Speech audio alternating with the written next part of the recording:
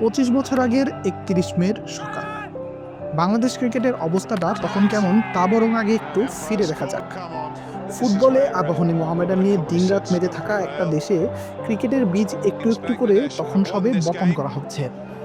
97 সালে কুয়ালালামপুরে আকরাম খানের দল আইসিসি ট্রফি জিতে দেশে ক্রিকেট নামক সাহেবী খেলাটার জনপ্রিয়তার পালে হাওয়া দিয়েছিলেন বেশ জোরে সোরে। আইসিসির সহযোগী দেশসমূহের সেই টুর্নামেন্টে চ্যাম্পিয়ন হবার পর ফুটবল পাগল পুরো জাতি ক্রিকেট নিয়ে উদযাপন করাটা তারই জানান দিয়েছিল। তা এই দিনে প্রথমবারের মতো বিশ্বকাপে খেলতে যাওয়া বাংলাদেশ মুখোমুখি হবে মাত্র 7 বছর আগেই বিশ্বকাপ জেতা পরাক্রমশালী পাকিস্তানের। শুধু 7 বছর আগে বিশ্বকাপ জিতেছে বলেই নয়, পাকিস্তান 1999 সালের বিশ্বকাপও খেলতে গিয়েছিল অন্যতম ফেভারিট হিসেবে। ফাইনালে অস্ট্রেলিয়ার কাছে হেরে যাওয়ার আগে পাকিস্তান বিশ্বকাপ জিতবে এই বাজি ধরার লোকের অভাব ছিল না। সাথে আবার ওয়াসিম আকরাম, ওয়াকার ইউনুস, শোয়েব আখতারদের অতিমানবীয় পেস লাইন আপ আর সাকলাইন মুশতাকের মায়াবী স্পিন সমৃদ্ধ পাকিস্তান বিশ্বকাপের বাকি বড় দলগুলোর ব্যাটিং লাইন আপের জন্য যেখানে আতঙ্কের নাম, সেখানে পুচকে বাংলাদেশ পাকিস্তানের সামনে দাঁড়াতেই পারবে না, সেটাই অনুমেয় আর বাস্তবসম্মত। পাকিস্তানের বোলিং লাইন আপের অতিরিক্ত প্রশংসা করলে আবার মনে হতে পারে ব্যাটিং লাইন আপের শক্তি বুঝি একটু কম। কিন্তু সাইদ আনোয়ার, সেলিম মালিক কিংবা ইনজামামদের নিয়ে গড়া সেই ব্যাটিং লাইন আপের শক্তিও তখনকার বিচারে বিশ্বের অন্যতম সেরা। তাই পুচকে বাংলাদেশ কত ব্যবধানে হারবে সেটাই ছিল মূলত হিসাব। সাউদাম্পটনে টস জিতে ওয়াসিম আকরাম বাংলাদেশকে ব্যাটিংয়ের আমন্ত্রণ জানালেন। শুরু থেকে বেশ দারুণ ব্যাটিং করছিলেন দুই ওপেনার মেহরাব হোসেন অপি আর শাহরিয়ার হোসেন বিদ্যুৎ। 14তম ওভারে 50 রানের ওপেনিং পার্টনারশিপও হয়ে গেল। নতুন বলে ওয়াসিম, ওয়াকার, শোয়েবদের সামনে এমন অবিশ্বাস্য প্রতিরোধও তখন পাকিস্তানিদের চিন্তায় ফেলতে পারেনি। ইনজামামদের শরীরী ভাষায় সেটা স্পষ্ট ছিল। কিন্তু বিদ্যুৎ আর অপি খেলে যাচ্ছিলেন দারুণভাবে।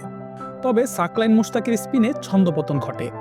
পরপর দুই ওপেনারকে ফিরিয়ে দেন সাকলাইন। পাকিস্তান তখন পুরোপুরি আক্রমণাত্মক মোডে। ওয়ানডে ক্রিকেটেও সিলি পয়েন্ট সহ ক্লোজিং ফিল্ডারদের নিয়ে বল করেছিলেন সাকলাইন মুশতাক। দুই ওপেনার ফিরে যাওয়ার পর ক্রিজে তখন অধিনায়ক বুলবুল আর সাবেক অধিনায়ক আকরাম খান। পরপর 2 উইকেট পড়লেও কিছুটা প্রতি আক্রমণ শুরু করেন এই দুই ব্যাটার, গড়েন দারুণ আরেকটি জুটি। আকরাম খান তখন উইকেটের চারদিকে খেলছিলেন দারুণ সব শট, খেললেন বিশ্বকাপে নিজের সেরা ইনিংসটা। একটু একটু করে চিন্তার রেখা তখন বড় হচ্ছে পাক অধিনায়ক ওয়াসিম আকরামের কপালে। কিন্তু তখনও শিকার বেশ নাগালের মধ্যেই আছে সাবেক বিশ্ব চ্যাম্পিয়নদের। আকরাম রান্নুদের ছোট ছোট আক্রমণাত্মক ইনিংস বাংলাদেশের রানকেও একটু একটু করে 200 রানের মাইলফলকের দিকে নিয়ে যাচ্ছে। এখনকার সময়ে ওয়ানডে ক্রিকেটে 200 রান কোনো সাধারণ মানের সংগ্রহও নয় বলা চলে। কিন্তু 1999 সালের প্রেক্ষাপটে 200 রান বেশ চ্যালেঞ্জিং একটা সংগ্রহ। আধুনিক ক্রিকেটের মতো দুই প্রান্তে দুটো নতুন বল দিয়ে খেলা হতো না তখন। ইংল্যান্ডের কন্ডিশনে পুরাতন বলে ওয়াসিম, ওয়াকারদের রিভার্স সুইং ছিল বাঘা বাঘা ব্যাটারদের জন্য বেশ ভয়ানক। সেসব সামলে নিয়ে লোয়ার অর্ডারে নামা খালেদ মাহমুদ সুজনের 27 রানের দারুণ এক কার্যকরী ইনিংসের কল্যাণে 200 রানের গন্ডি পেরোয় বাংলাদেশ। পাকিস্তান সেই ম্যাচে বাংলাদেশকে অনেকটা হালকাভাবে নিয়েছিল কিনা সেই প্রশ্ন তোলা যেতেই পারে, কারণ ওয়াসিমরা একের পর এক অফ স্ট্যাম্পের বাইরে বাজে বাজে বল করে যাচ্ছিলেন। আরও অবাক করা বিষয় হলো সেই ইনিংসে 40 রান আসে অতিরিক্ত খাত থেকে। এতেই বোঝা যায় সে বিশ্বকাপের অন্যতম শক্তিশালী বোলিং লাইন আপ কি অধারাবাহিক বোলিংই না করেছিল। টেল এন্ডারদের নিয়ে কিছুটা লড়াই করেন খালেদ মাসুদ পাইলটও। 223 রানের ভালো সংগ্রহ পায় বাংলাদেশ। এমন পরাক্রমশালী বোলিংয়ের সামনে বাংলাদেশ অল আউট না হয়ে 223 রান করবে তা বোধহয় ব্যাটিংয়ে নামার আগে বাংলাদেশের ড্রেসিং রুমও ভাবেনি। ব্যাটারদের এমন দারুণ নিবেদন দলকে পুরোপুরি উজ্জীবিত করে ফেলেছে তখন। ব্যাটিংয়ের পর আত্মবিশ্বাস ফিল্ডিংয়ে কতটা অনুদিত করতে পারে বাংলাদেশ সেটাই ছিল দেখার বিষয়। দারুণ ব্যাটিংয়ের পর প্রথম ওভারে বল হাতেও দারুণ সূচনা এনে দেন সুজন। তরুণ শহীদ আফ্রিদি বেশি আক্রমণাত্মক হতে গিয়ে আউটসাইড এজ হয়ে কাভারে ক্যাচ দিয়ে আসেন। এমন পরাক্রমশালী পাকিস্তান বাংলাদেশকে কিছুটা হালকাভাবে নেবে এটাই স্বাভাবিক, কিন্তু খানিকটা বেশি হালকাভাবে নেওয়ার খেসারত সেদিন দিতে হচ্ছিল পাকিস্তানকে। ব্যাটারদের বড় বড় শট খেলার কিংবা বারবার ব্যাটারদের ভুল বোঝাবুঝি হওয়ার খেসারত দিতে হচ্ছিল একের পর এক। খালেদ মাহমুদ সুজনের মিডিয়াম পেস বোলিং যেন দুর্বোধ্য লাগছিল ইনজামাম, সেলিম মালিকদের কাছে। পাকিস্তান তখন 42 রানে 5 উইকেট হারিয়ে খাদের কিনারায় পৌঁছে গেছে। দুই অলরাউন্ডার আজহার মাহমুদ আর অধিনায়ক ওয়াসিম আকরামের জুটিতে বিপদ সামলে ওঠে পাকিস্তান।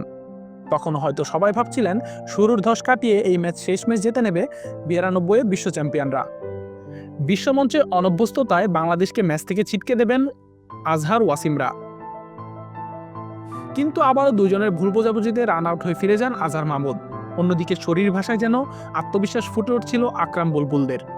বুলবুলের দারুণ ফিল্ডিংয়ের পর অসাধারণ থ্রোতেই ভাঙে ওয়াসিম আজহারের দারুণ এক জুটি। এই রান আউটটাকে ম্যাচের টার্নিং পয়েন্ট বললেও খুব বেশি ভুল বলা হবে না। মূলত তখন থেকেই জয়ের বাতাস অনুভব করতে শুরু করেছে বাংলাদেশ। এদিকে ব্যাটার হিসেবে দেশ জুড়ে খ্যাতি পাওয়া নান্নুও সেদিন পার্ট টাইম বোলিংয়ে তুলে নেন ওয়াসিম আকরামের মহা গুরুত্বপূর্ণ উইকেট। জয়ের আরও কাছে তখন বাংলাদেশ। খেলোয়াড়দের চোখে মুখে তখন একই সাথে খুশি আর কিছুটা অবিশ্বাসের ঝলকানি। তারাও যেন বিশ্বাস করতে পারছেন না কি অর্জন করতে যাচ্ছেন তারা। মাঝে সাকলাইন মুস্তাক আর ওয়াকার ইউনুস কিছুটা চোখ রাগানি দিলেও তা এর চেয়ে বড় হতে দেননি মোহাম্মদ রফিক। ওয়াকারের আউটের পর শুধুই আনুষ্ঠানিকতা বাকি। ম্যাচের ৪৫তম ওভার, তখনও পাকিস্তানে জেতার জন্য ৬৩ রান দরকার। ম্যাচ কার্যত বাংলাদেশের হয়ে গেছে ততক্ষণে। ১১ নম্বরে নামা শোয়েব আক্তার নাইমুর রহমান দুর্জয়ের বলটা কাভারে ঠেলে দিয়েই দৌড় দিলেন। কাভারে থাকা মেহরাব হোসেন দারুণ ফিল্ডিংয়ে বল ফিরিয়ে দিলেন খালেদ মাসুদ পাইলটের কাছে। নন স্ট্রাইকে থাকা সাকলাইন মুস্তাক অপর প্রান্তে পৌঁছানোর আগেই উইকেট ভেঙে দিলেন মাসুদ। রান আউটের আবেদন করলেন লেগ আম্পায়ারের কাছে। লেগ আম্পায়ার সিদ্ধান্তের জন্য থার্ড আম্পায়ারের শরণাপন্ন হতে চাইলেন। কিন্তু নর্দাম্পটনের মাঠে থাকা প্রায় ৬,৫০০ দর্শক কিভাবে যেন বুঝে গেলেন বাংলাদেশের জয় নিশ্চিত হয়ে গেছে। তৃতীয় আম্পায়ারের সিদ্ধান্তের অপেক্ষা না করেই মাঠে ঢুকে পড়লেন গ্যালারিতে থাকা সব দর্শক। এখনকার সময় খেলোয়াড়দের কড়া নিরাপত্তার যুগে এটা অবিশ্বাস্য শোনালেও তখনকার দিনে ক্রিকেট মাঠে এটি নিয়মিত দৃশ্য। তৃতীয় আম্পায়ার যতক্ষণে রিপ্লে দেখে সিদ্ধান্ত নিচ্ছেন, তখন প্রবাসী বাংলাদেশি সহ অন্য সব সমর্থক মাঠে ঢুকে খেলোয়াড়দের আলিঙ্গন করছেন, কাঁধে তুলে নিয়েছেন। ততক্ষণে তৃতীয় আম্পায়ারও জানিয়ে দিয়েছেন বাংলাদেশের জয় নিশ্চিত হয়ে গেছে।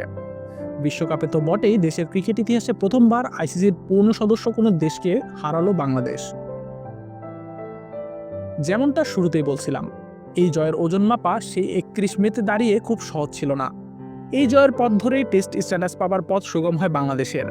এই জয়ের ১ বছরের মাথায় আইসিসির পূর্ণ সদস্য হয়ে টেস্ট মর্যাদা লাভ করে আমিনুল ইসলাম বুলবুলরা।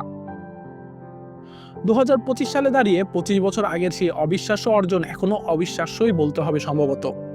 এরপরেও অনেক বড় ম্যাচ জিতেছে পরের প্রজন্মের ক্রিকেটাররা, কিন্তু দেশের ক্রিকেটের ভিত গড়া সেই জয় নিঃসন্দেহে আলাদাভাবে মনে রাখার মতোই।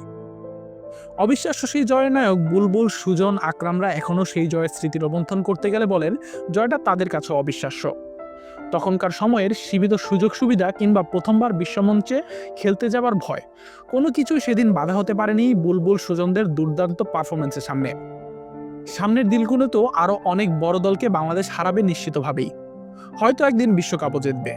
কিন্তু ১৯৯৯ বিশ্বকাপের পাকিস্তান জয় সব সময়ই বাংলাদেশ ক্রিকেট ইতিহাসের জন্য স্পেশাল হয়ে থাকবে, এতে বিন্দুমাত্র কোনো সন্দেহ নেই। আশিকুর রহমান শান্ত, ডি স্পোর্টস।